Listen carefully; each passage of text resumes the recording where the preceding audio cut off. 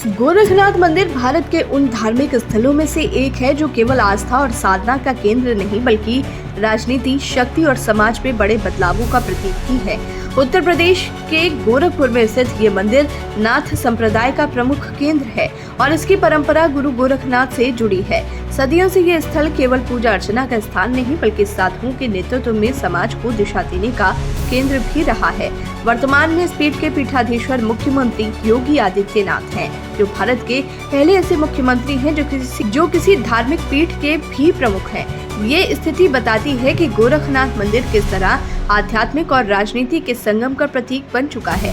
मंदिर का ऐतिहासिक महत्व केवल इसकी धार्मिकता तक सीमित नहीं है, बल्कि ये कई राजनीतिक और सामाजिक आंदोलनों का गवाह भी रहा है। इसकी स्थापना का संबंध नाथ संप्रदाय से है। इसका मुख्य उद्देश्य योग और साधना के माध्यम से आत्मज्ञान प्राप्त करना था। माना जाता है कि नाथ संप्रदाय के प्रवर्तक गुरु मत्स्येंद्र नाथ थे, लेकिन इसे व्यापक स्तर पर फैलाने का कार्य गुरु गोरखनाथ ने किया। गुरु गोरखनाथ का प्रभाव इतना व्यापक था कि उनकी शिक्षाएं न केवल भारत बल्कि नेपाल और तिब्बत तक पहुंची। ये भी मान्यता है कि उन्होंने समाज में जाति व्यवस्था और धर्म के नाम पर भेदभाव को समाप्त करने की कोशिश की, जिसके कारण उन्हें सभी वर्गों का व्यापक समर्थन मिला। इतिहास में झांके तो मुगल शासन के दौरान इस मंदिर को कई बार ध्वस्त किया गया।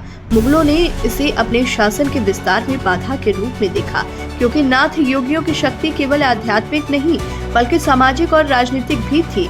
कहा जाता है कि मंदिर को कई बार तोड़ा गया और फिर से बनाया गया, लेकिन इसकी असली पुनर्स्थापना 19वीं सदी में महंत दिग्विजयनाथ और महंत अवैधनाथ ने करवाई। इस पुनर्निर्माण ने न केवल मंदिर की धार्मिक महिमा को बहाल किया बल्कि इसे हिंदू जागरण और राजनीतिक गतिविधियों का केंद्र भी बना दिया।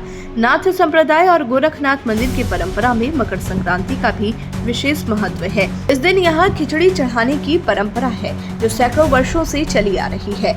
ये परंपरा इस मान्यता से जुड़ी है कि त्रेता युग में गुरु गोरखनाथ हिमाचल के ज्वाला मंदिर पहुँचे, जहाँ देवी ने उन्हें भोजन के लिए आमंत्रित किया।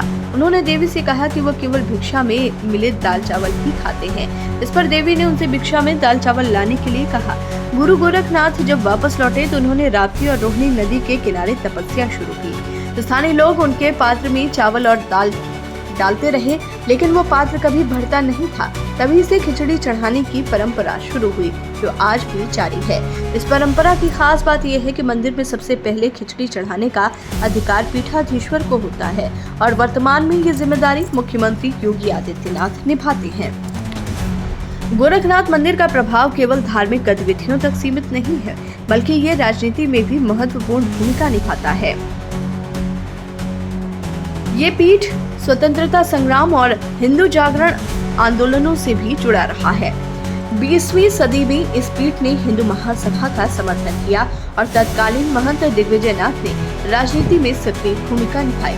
दिग्विजयनाथ 1967 में सांसद बने और उनके उत्तराधिकारी महंत अवैधनाथ ने इस परंपरा को आगे बढ़ाया। अवैधनाथ 1962, 1967, 1974 और 1977 में मानीराम विधानसभा सीट से विधायक चुने गए। इसके अलावा वो 1970, 1989, 1991 और 1996 में गोरखपुर से सांसद भी बने। महंत अवैधनाथ के बाद उनके उत्तराधिकारी योगी आदित्यनाथ ने राजनीति में प्रवेश किया।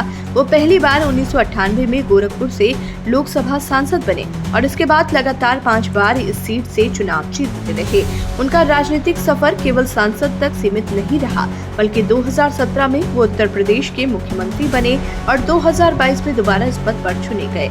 इस तरह गोरखनाथ मंदिर केवल एक धार्मिक केंद्र नहीं बल्कि सत्ता की धुरी भी बन चुका है। गोरखनाथ मंदिर का प्रभाव न केवल उत्तर प्रदेश बल्कि पूरे भारत और नेपाल तक फैला हुआ है। नेपाल के कई हिस्सों में भी इस मंदिर की शाखाएं हैं और वहां भी नाथ संप्रदाय का व्यापक प्रभाव है। मंदिर का परिसर 52 एकड़ में फैला हुआ है, जिसमें गोरखनाथ की संगमरमर की प्रतिमा, चरण पादुका, गणेश मंदिर, काली माता, काल भैरव और शीतला माता के मंदिर हैं। ये परिसर केवल एक पूजा स्थल नहीं बल्कि ये उस विचारधारा का केंद्र है जिसने धार्मिक और राजनीतिक दोनों स्तरों पर अपनी अमिट छाप छोड़ी है। गोरखनाथ मंदिर की कहानी केवल एक धार्मिक स्थल की नहीं बल्कि साधना से सत्ता तक के सफर की है।